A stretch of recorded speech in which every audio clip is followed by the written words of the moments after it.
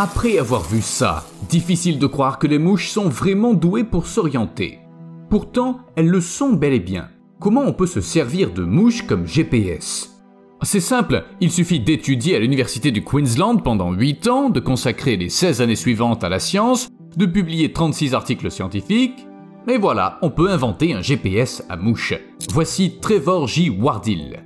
Cette incroyable découverte a eu lieu grâce à lui et à plusieurs autres personnes. Imaginez que vous êtes au milieu d'un désert. Tout peut arriver, pas vrai ? Bien sûr, vous n'avez aucune idée de l'endroit où vous vous trouvez, de là où aller et de ce que vous devriez faire. Tout ce que vous voyez, c'est du sable en bas et du ciel bleu en haut. Rien que du sable jusqu'à l'horizon. Mais pas de panique. Vous avez toujours un smartphone dans votre poche et grâce au GPS, vous parvenez à trouver votre chemin jusqu'à la localité la plus proche. Vous pouvez à présent vous détendre. En chemin, vous avez aperçu des fourmis. Elles couraient de partout sur le sable, mais elles semblaient savoir exactement où elles allaient. Comment c'est possible ? Comment les fourmis peuvent savoir quelle est la bonne direction ? D'autant que tout ce qu'elles voient, c'est du ciel et du sable. Je veux dire, c'est des insectes, des créatures minuscules et très primitives. Est-ce qu'il y a assez de place pour une boussole naturelle dans leur petite tête ? Sachant qu'un humain, le sommet de l'évolution, n'est pas toujours capable de trouver son chemin. Pourtant, les papillons monarques et les criquets ne dévient pas de leur route lorsqu'ils migrent à travers des continents entiers. Les abeilles, comme les fourmis, n'ont aucun mal à retrouver le chemin de leur colonie, même si elles se retrouvent à plusieurs centaines de kilomètres de celle-ci. Pour découvrir comment font les insectes, les scientifiques ont mené une expérience plutôt étrange. Ils ont attaché des drosophiles à des épingles métalliques et les ont suspendus dans un champ magnétique. Ils ont placé cette installation sur le toit d'un bâtiment afin que les insectes n'aient aucun repère visuel. Puis les scientifiques ont allumé leur caméra. Je vais pas vous ennuyer avec des calculs complexes et des résultats intermédiaires, je vais aller droit au but. Il s'est avéré que les drosophiles emploient des motifs de lumière polarisés pour se repérer et qu'elles ne perdent leur sens de l'orientation que lorsqu'elles sont recouvertes d'un filtre spécial. La structure de l'œil humain ne nous permet pas de faire de même. Mais pour les insectes, y compris les fourmis, c'est un jeu d'enfant. Dans les années 1920, l'entomologiste suisse Félix Sanchi a été le premier à découvrir les capacités d'orientation des fourmis du désert. Il a conçu une série d'expériences. Elles ont montré que les fourmis peuvent utiliser le soleil pour retrouver leur chemin vers la colonie. De plus, lorsque le scientifique masquait le soleil et reflétait à la place un morceau de ciel bleu afin que les fourmis le voient, elles changeaient de direction, comme si elles étaient perdues. Là encore, c'est dû à la polarisation de la lumière, qui est essentielle aux capacités d'orientation des insectes. Leurs yeux composés voient en fait le monde d'une manière complètement différente de celle des humains. En fait, certains chercheurs pensent que si on utilisait la polarisation, on serait également capable de se repérer beaucoup mieux dans l'espace. Enfin, je suis pas convaincu. Je pense que le monde vu à travers les yeux d'un insecte ressemble à une éternelle hallucination induite par certaines substances. En bref, je pourrais pas vivre comme ça. Pourtant, l'humanité ferait bien d'apprendre ce que les insectes savent déjà faire. Ne serait-ce que pour produire des drones et des robots intelligents. Laissez-moi vous expliquer ce que je veux dire. La robotique moderne utilise généralement des capteurs supplémentaires coûteux pour empêcher les appareils d'entrer en collision avec des obstacles.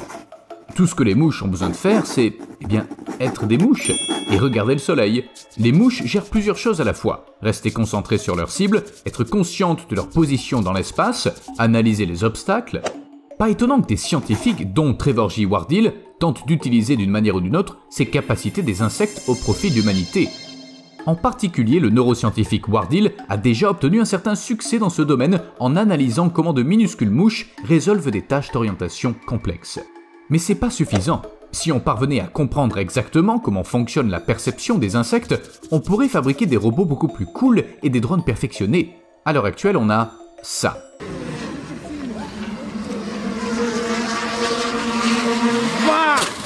Vous avez peut-être entendu dire que le drone dans cette vidéo a été conçu pour distribuer le courrier. Des drones facteurs! En voilà une idée géniale! Ils peuvent livrer rapidement des colis dans des régions éloignées, sans nécessité de route, c'est gagnant-gagnant! Mais seulement jusqu'à ce que ces drones s'écrasent.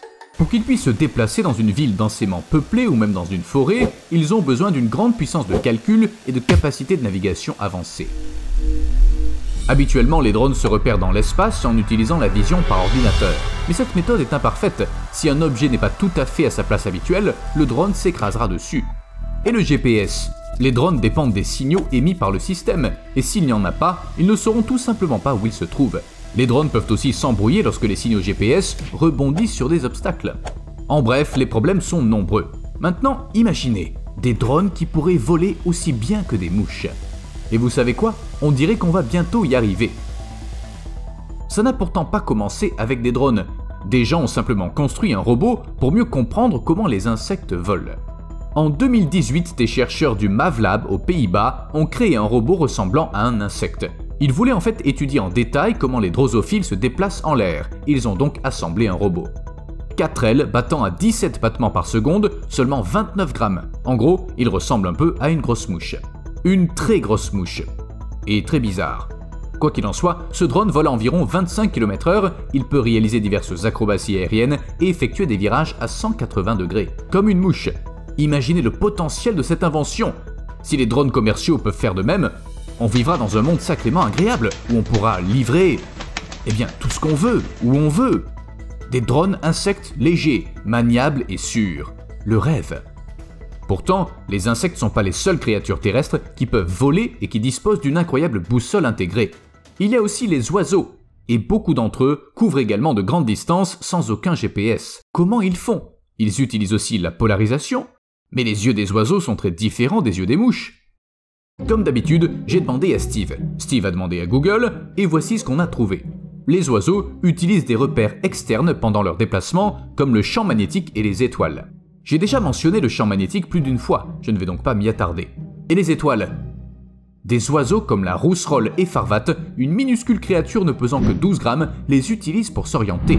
D'avril à octobre, les rousserolles vivent partout en Europe, mais elles préfèrent passer l'hiver en Afrique, au sud du Sahara. Il ne s'agit évidemment pas de la plus longue route migratoire de la planète, mais il est peu probable qu'une personne non préparée, sans carte ni boussole, puisse faire un tel voyage sans se perdre en chemin.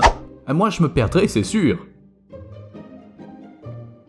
Les scientifiques ont réalisé une série d'expériences pour déterminer l'importance réelle des étoiles pour les oiseaux pendant leur migration. Il s'est avéré que sans un ciel étoilé, les rousserolles, comme d'autres espèces, ne peuvent tout simplement pas trouver la bonne direction. Les chercheurs ont masqué la vue des oiseaux et ils se sont perdus.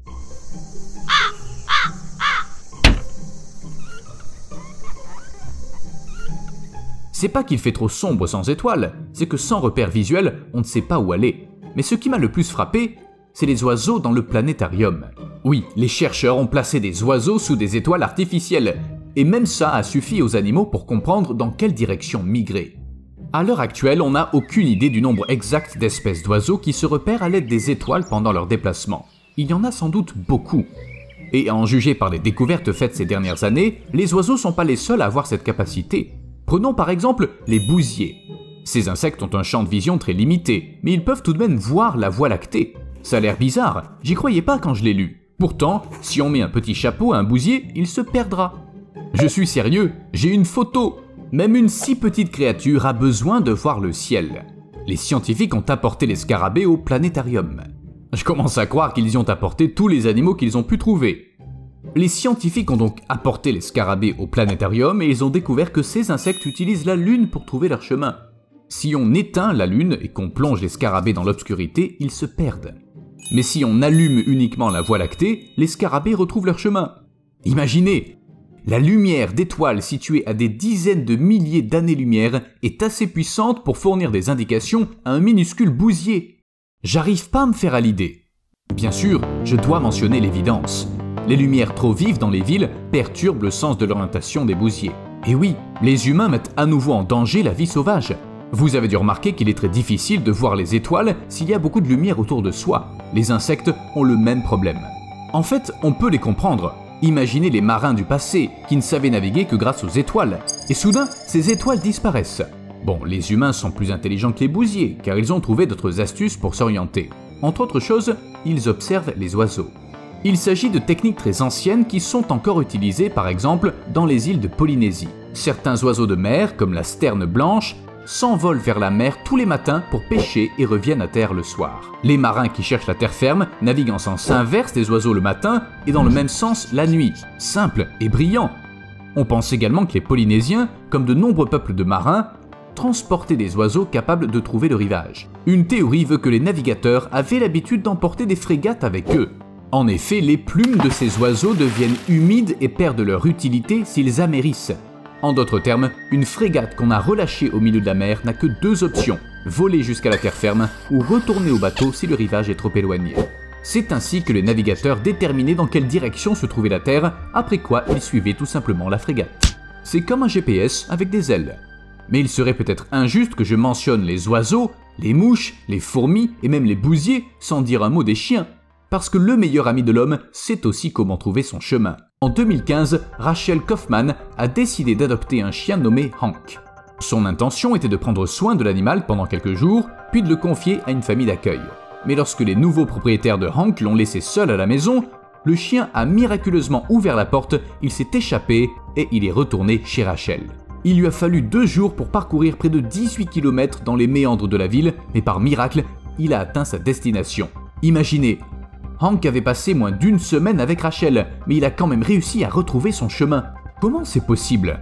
Parcourir 18 km et retrouver un endroit où l'on n'est allé qu'une seule fois semble impossible. Peut-être pour un humain, mais c'est pas une si longue distance pour un chien. S'il était parti de la maison à pied pour en revenir, il n'a eu qu'à suivre sa propre odeur. Je ne surprendrai personne si je vous dis que les chiens ont un très bon sens de l'odorat. Mais même si un chien va au-delà de, disons, de la portée de son odeur, c'est-à-dire qu'il se retrouve vraiment loin de chez lui, il se fie tout de même à sa truffe. Par exemple, il peut sentir l'odeur d'un chien familier qu'il avait rencontré dans un parc. Ça peut conduire l'animal vers une personne familière ou un objet à l'odeur familière. Comme une poubelle de restaurant. Pas à pas, les chiens peuvent ainsi retrouver le chemin de leur maison, même s'ils en sont très éloignés. Les humains seront-ils capables d'utiliser les compétences canines pour concevoir des sortes de drones qui se repèrent à l'odeur ? Difficilement. Est-ce que c'est un talent super cool ? Absolument. À plus.